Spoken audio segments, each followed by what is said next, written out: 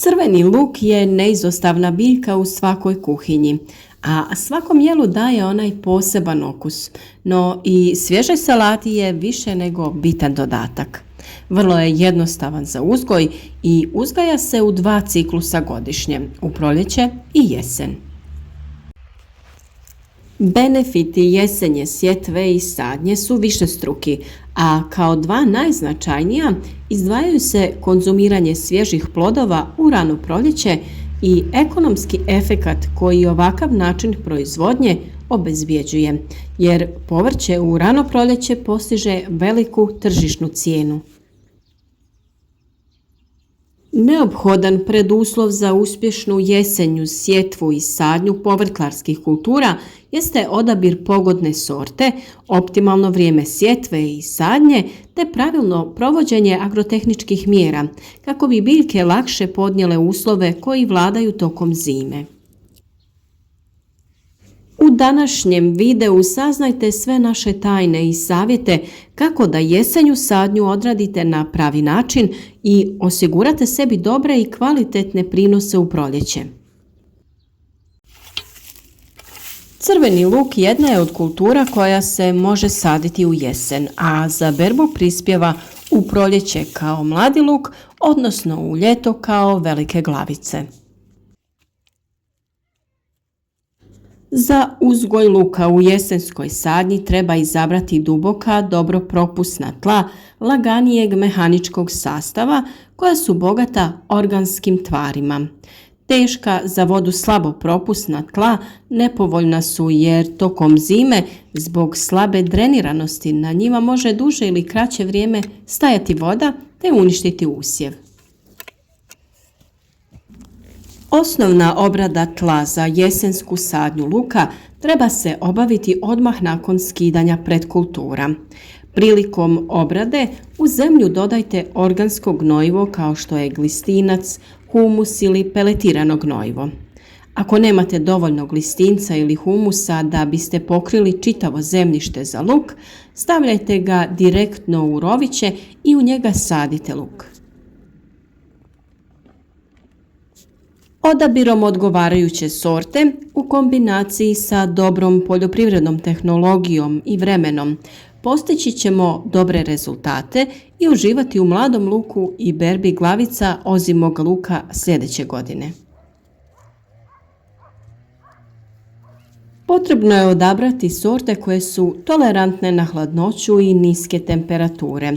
Dobro će uspijevati na gredicama ili parcelama gdje nije uzgajan luk, ali ni krompir, grah, lucerna, crvena djetelina. Ove kulture mogu postati izvor nematoda koje će nanijeti štetu našem usjevu. Poštujte i plodored jer on se može ponovno uzgajati na istoj parceli tek nakon 3 godine, pod uslovom da nisu uzgajani srodnici iz iste biljne porodice. Crveni luk je i osjetljiv na kiselost tla. Prakticira se da se na 1 metar kvadratni pospe 10 grama drvenog pepela, ali ne treba pretjerivati. Preporučuje se tlo blago kisele do neutralne reakcije pH vrijednosti između 6 i 7. Kao što sam rekla, luk se obavezno uzgaja u plodoredu i uglavnom dolazi iza kultura koje su gnojene stajskim gnojem, kao što su kupus, paradajz, krastavci i paprika. Optimalno vrijeme sadnje je druga polovica oktobra, ali je termin potrebno prilagoditi vremenskim prilikama, a to znači da lučicama omogućite rast od 6 do 8 sedmica prije prvog mraza. Sadnjom u ovom periodu do ulaska u zimu biljke će uspjeti dobro se ukorijeniti i pripremiti za prezimljavanje. Preranom sadnjom biljke mogu u zimu ući prerazvijene, čime im se sposobnost prezimljavanja jako smanjuje. A sa druge strane, kasnom sadnjom nedovoljno će se ukorijeniti, pa ih zimski mrazovi puno lakše mogu oštetiti.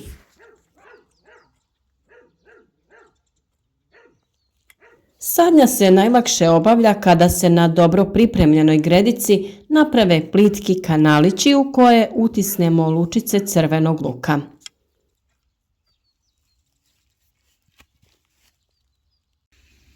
Lučice crvenog luka mogu biti sitne do 1 cm u promjeru, srednje veličine promjera od 1 do 3 cm i krupne koje su veličine preko 3 cm.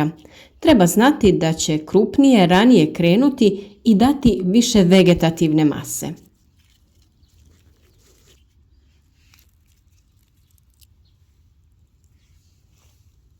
Postoji još jedna vrlo bitna stvar, a to je da obratite pažnju da dobro okrenete sadni materijal kako bi strana sa korijenom bila okrenuta prema dole.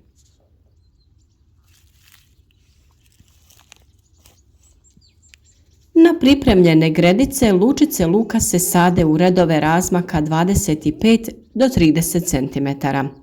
Razmak između posađenih lučica u jednom redu treba biti od 8 do 10 cm. Kada obavljamo sadnju za berbu mladog luka, razmak u jednom redu može biti manji, od 5 do 7 cm. Ukoliko ste u mogućnosti, sadite po veličini ujednačene lučice, otprilike promjera između 1,5 i 2 cm. Za proizvodnju se koriste neproklijale lučice, a sadnja se obavlja na dubinu oko 5 cm. Nije dobro posaditi ih preplitko, ali ni preduboko. U plitkoj stradaju od izmrzavanja i isušivanja, dok preduboka oduzima energiju i slabi mlade biljke.